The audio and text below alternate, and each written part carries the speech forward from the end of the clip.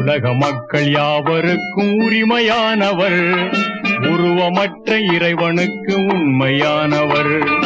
உலக மக்கள் யாவருக்கும் உரிமையானவர், உருவமற்ற இறைவனுக்கு உண்மையானவர்.